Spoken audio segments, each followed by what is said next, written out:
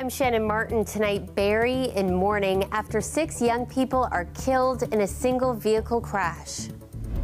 As a parent myself, I don't know how you heal from this.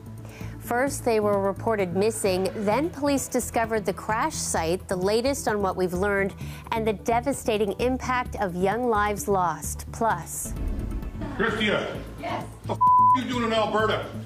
The video, the reaction, and what we've learned about the man seen verbally attacking Canada's Deputy Prime Minister. And so we're fully open in a way that we just haven't been since March 2020. So it's kind of scary, but it's very exciting. It's move-in day for some Ontario University students back on campus, with COVID measures varying depending on the school. This is CBC Late Night News.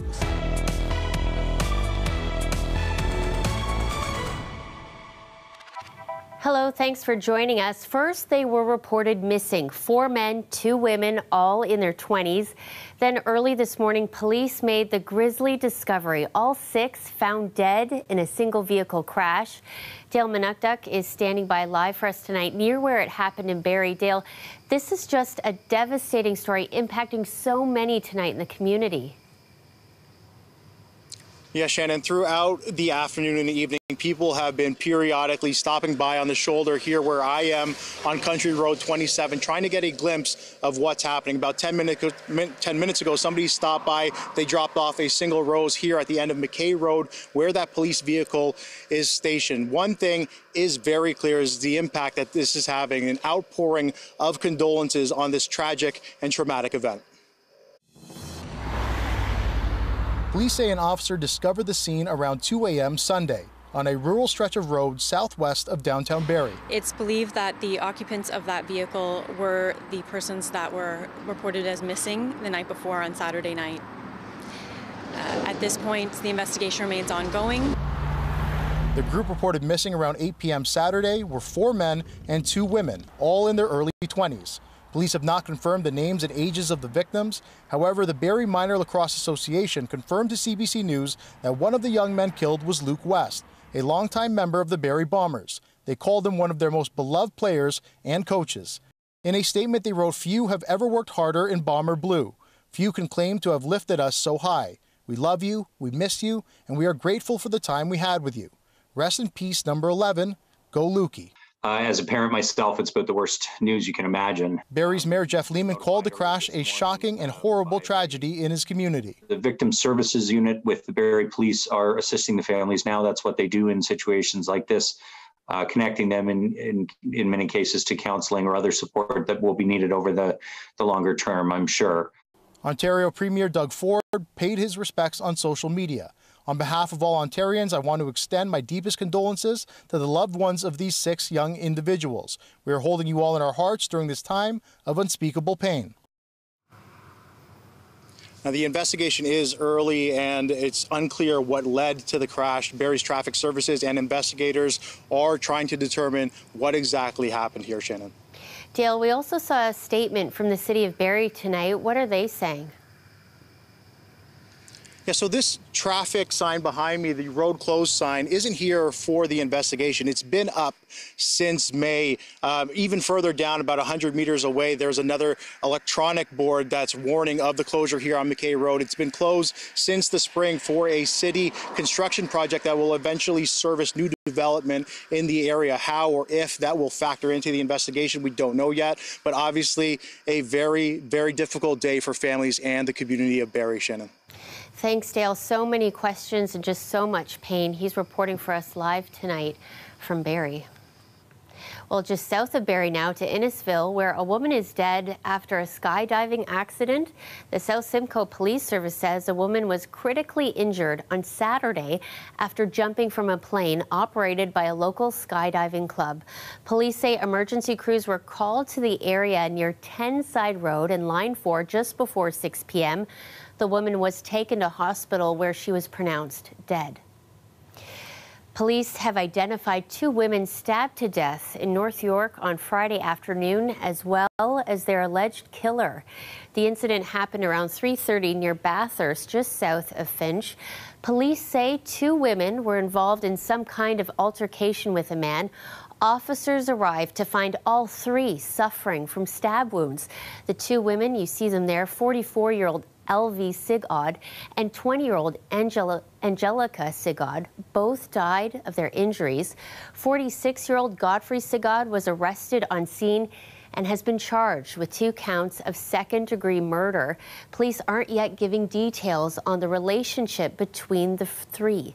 Seneca College confirmed in a tweet on Sunday expressing condolences that Angelica was studying there. Well, by now, you may have seen the video. Deputy Prime Minister Chrystia Freeland being verbally attacked by a man in Alberta. Tonight, the Prime Minister and various politicians are weighing in. Ryan Patrick Jones shows us the video, the reaction, and what's known about the man responsible. I need to speak to somebody in charge here. The man made it clear who he was looking for. Chrystia! Yes? What the are you doing in Alberta? You traitorous bitch! Get the out of this province! You don't belong here. Today, Prime Minister Justin Trudeau condemned the harassment. Threats, violence, intimidation of any kind are always unacceptable, and this kind of cowardly behavior threatens and undermines our democracy. It looks like the event was planned. This anti-hate expert says the man in the video subscribes to anti-government conspiracies and COVID-19 misinformation. He also took part in events supportive of the Freedom Convoy. There's a rage machine that keeps turning this out, essentially, and presents the political leaders or politicians in general as the enemy. We're seeing increasingly people in public life, people in positions of responsibility, particularly women, racialized Canadians, people of minority or different community groups being targeted. Politicians denounced the attack and posted messages of support for Freeland, including several high-level Conservatives. We have to put an end to it and demand that everybody treat other Canadians with respect when we debate political ideas. It is not okay. We need protection, especially for some of the, our senior, most recognized ministers. Former Cabinet Minister Catherine McKenna often had to beef up her security after facing threats, and there have been other recent examples. You turn your back on the people! Protesters screamed at NDP leader Jagmeet Singh at an event in May, and the Prime Minister was hit by gravel while campaigning last year. This expert says beefing up security could be a challenge. These resources need to come from somewhere, and the RCMP is already short-staffed. Freeland's office wouldn't comment on her security. She says she'll continue to visit the province. Alberta's RCMP wouldn't confirm an investigation. Ryan Patrick Jones, CBC News, Toronto. Meantime, police in Vancouver have released video showing the assault of a man after Pride events earlier this summer. Officers are treating it as a hate crime. It comes as Ottawa unveiled a new plan to support LGBTQ communities. As Susanna De Silva explains, advocates say it's needed now more than ever. And a warning, some of you may find the video disturbing. A toss of a slushie, just the beginning of a cruel assault on Vancouver's Commercial Drive. Police say the 42-year-old man was beaten after an argument with another man inside a convenience store, but believe there is another reason for the violence. And we do believe that it was motivated by hate. This happened during Pride Week, and I understand that the suspects did utter some homophobic threats to the victim. The attack happened here July 31st. Police say, hoping to protect the victim, they tried to identify the suspects without releasing the tape. His physical injuries may have been minor, but obviously there's a lot of emotional trauma that comes with this. The most recent numbers from Statistics Canada showed a 64% increase in hate crimes last year, targeting people for their sexual identity. Build a future where everyone in Canada is truly free to be who they are and love whom they love. Part of the reason the federal government says it unveiled an election-promised action plan worth $100 million over 5 years, $75 million of that for community groups, plus money for data collection and an awareness campaign. Making sure we are empowering folks on the ground, community leaders like so many gathered here today, to step up and give that support is a far better thing than having to do it from government. Welcome news, say some advocates. And so these kind of investments are critical in terms of being able to respond to what we see is like a growing lack of tolerance. Others would have liked to have seen more.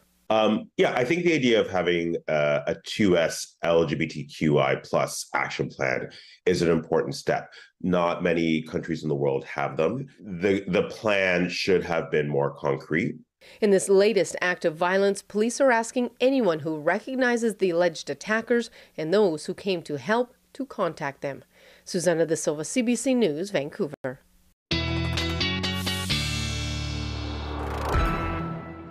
Matt Hamill joins us now from the Weather Network for our first look at the forecast. I don't know if you feel the clock ticking, but I feel like it was good weather to get out and just soak up all that's left of summer. Because, you know, fall's coming, back to school's coming, it's all coming. Yes, Shannon, I do feel the clock ticking. A few nights earlier this weekend, a little bit cool. However, tomorrow, Shannon, not cool. Humidex values are going to be near 40 degrees for Toronto, and we also have a little bit of unsettled weather. Now, after all that weekend sunshine, we can see even by 7 in the morning, a bit of storms popping up around the Lake Huron, Georgian Bay area, even around the GTA, possibly some morning showers. But the afternoon, a thunderstorm threat moving through lots of southern Ontario, including for the GTA. And let's take a look at how it's shaping up in terms of our storm threat. This area in orange where severe storms are possible. And again, we're looking at heavy rainfall, something we've seen with a few storms in recent days, strong wind gusts and small hail, a windy one on tap for our very humid Monday, and lots of energy. This showing all the energy the storms have to draw on, and we could see some more storms on Tuesday as well. But let's look at our Monday Humidex values. I wasn't lying, feeling like 40 for Toronto and Oakville. That's going to be kind of a one-day thing, because as we look ahead to Tuesday, not quite that hot and humid, 25 feeling like 33 in the forecast for Toronto on our Tuesday. So a good bit of cold front will kind of squeegee out some of that moisture, but still for Tuesday, we're looking at another storm threat. Although the most severe storm possibilities shifting further east, looking at heavy rain, strong wind gusts, and small hail. So possibly a windy and humid day for us tomorrow, Shannon, with some storms. Coming up later in the show, we'll look at our 7-day forecast. Okay, sounds good, Matt. We'll see you soon. See you then. Well, it may be hard to believe, but it is almost time for back to school. For some Ontario University students, it was move-in day. There's always a mix of nerves and excitement, but perhaps even more so after a couple of years of virtual learning. As Meg Roberts shows us, there's varying COVID policies depending on the school. It's lovely to have students back here again. It's move-in day at Humber College. There's always a lot of nerves on campus in those first few weeks, but for some, there's an added pressure this year. I've been out of school for a year. I took a gap year because of COVID, and I kind of got out of it, so I have to figure out how to do studying again. Don't know how to sit through a class that long anymore. Staff and students say this fall feels a lot more like 2019 than 2021. So we're fully open in a way that we just haven't been since March 2020. So it's kind of scary, but it's very exciting to be they're back, they're happening, yeah. At both Humber and Toronto Metropolitan University, along with Queen's in Kingston and Carleton in Ottawa, there's no mask or vaccine mandates, and residents are at full capacity. Unconcerning for some. And I think we've done the best we could, so I'm trying not to be overly nervous about it anymore, I guess. Some still are. Western University has decided to mandate vaccines and masks, which has in turn prompted protests. Laurier students will have to wear masks in instructional spaces, and University of Toronto mandating vaccines only for those living in residence. The differing policies on campuses has also divided some infectious disease experts. And it seems to me like all the evidence is that there is going to be outbreaks. So why not do the best you can to protect the students, and the teachers and the families from this outbreak? A university campus is no different than day-to-day life in many settings where masking is not provided B, students in university don't necessarily just sit in the classroom all day. A number of Ontario universities who do not have mask or vaccination requirements say those rules are subject to change and on short notice. Also, a number of on-campus residents, like the one here at TMU, have isolation rooms for those who do test positive for COVID-19. Meg Roberts, CBC News, Toronto. Back to school can mean back to instant noodles for a lot of students. A nice cheap option when you're in that midterm crunch, but are they really as affordable as they've always been? Everything at the grocery store is impacted by inflation. There's not one food category that is spared right now. Most of the noodles, most of the products at the center store that we consume is actually imported from elsewhere, from Asia, from the United States. So that's why a lot of products have been impacted by inflation over the last, I would say, 18 months or so. Charlebois says those global supply chain issues are inflating the price of wheat. The situation's also been exacerbated by droughts in China and the war in Ukraine. All of this leading to higher costs for certain foods, including those instant noodles. Ramen restaurant owners also say they're seeing increases in food costs, forcing them to up their prices. Charlebois says the hardest hit by rising instant noodle prices are lower income people and students. But he adds he's optimistic as prices for wheat have recently dropped. Welcome back. Turning to the latest in Pakistan, hundreds of people were rescued today from that disastrous flooding of this year's severe monsoon season. People airlifted to safety there, hundreds crowding around the helicopters. Operations to ferry people on small boats continue as well. The flooding has affected an estimated 30 million people. An Oakville woman recently returned home from Pakistan. The 63-year-old tackled K2, one of the world's tallest mountains, widely known as the most difficult to climb. As you're about to see, that incredible achievement is just her latest. Age is not the limit, it's just the number. And you can definitely push through this barrier. You have this little sock there, and you have inner boot. I'm Lilia Yanovskaya. I'm alpinist, mountain climber, as well as rock climber and ice climber. 10 days ago, I just came back from Pakistan. The major goal for this expedition was climbing K2, which is the second highest mountain in the world. So I did this one on July 22nd. And 2 weeks after that, I decided I have something more in me, and I pushed myself and summited G2, Gasherbrum 2, which is another 8,000-meter peak in Pakistan. A month basically before I went to Pakistan, Dasha and I, we went to Nepal, went to the very top of the world, so we summited Everest together. I am 63 right now. When I summited K2 on July 22nd, I was like 10 days shy of my 63rd birthday. I feel really lucky to share the blood and to have this phenomenal genes and to see her succeed in basically everything that she does. She's incredibly inspiring. I don't see any limits imposed by the age. I feel strong, and I've been able to dream big. It is North America's first ever Halal Rib Fest, and it happened at Toronto's Downsview Park. The 3-day event started Friday, serving up all sorts of tasty platters. I am the grill master and I'm moving fast now. When I rap, I do my thing and I come again faster. It's freestyle on the beat, I never wrote nothing, okay? So I just do my thing and I just sauce it up. And then I put it in your plate, tell me what you want. Hey, ribs and wrap from that enthusiastic food vendor. The festival served exclusively halal meat. That means food that is permitted by Islam. Toronto being home to a sizable Muslim population and many halal restaurants. Visitors got the chance to enjoy food from all over the world, including South Asian, African, Middle Eastern, and more. The countdown is on for the Toronto International Film Festival. TIFF kicks off in about 2 weeks. The festival's CEO says this year will be largely in person after going virtual because of COVID. It's the gathering of people together to feel movies in the way that they're meant to be, with other people, in the dark in front of that big screen. That's what we're looking forward to bringing back. More than 100 films will be shown at the 10-day festival next month as celebrities descend on Toronto. Along with the screenings at TIFF Bell Lightbox, TIFF's Festival Street is back for its 6th year, which will include free screenings at David Pico Square downtown.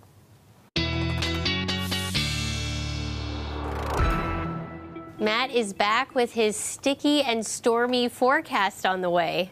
Yeah, we're starting off the week, you said it, Shannon, sticky and stormy, and you can kind of see how it's shaping up for Toronto. Tomorrow feeling like 40 degrees, but we're not going to be dealing with that for long. By Tuesday, that humidex comes right down to 33. But once again, we'll touch on that storm threat encompassing lots of Ontario and even Quebec for tomorrow. Could see some heavier rain, some strong winds. Look at some of the gusts we're dealing with tomorrow afternoon, upwards of 50 kilometers per hour. Not quite that strong on Tuesday, but still some gusty conditions, mostly coming from the west on Tuesday. Now, as far as our Monday feels like temperatures, we know it's going to be quite sticky out there tomorrow, but the real precipitation event does appear to be more so for Tuesday. 90% chance of around 10 millimeters. So the more wet day, likely our Tuesday. Monday, you might even be able to get away with some nice hours enjoying the sunshine. Here is our Tuesday storm risk, which is shifting a bit further east, so not so much for the GTA, but we might see maybe not storms in Toronto, but some heavier rainfall. And as we look at our 7-day forecast, yes, we're starting off a bit wet, but beyond that,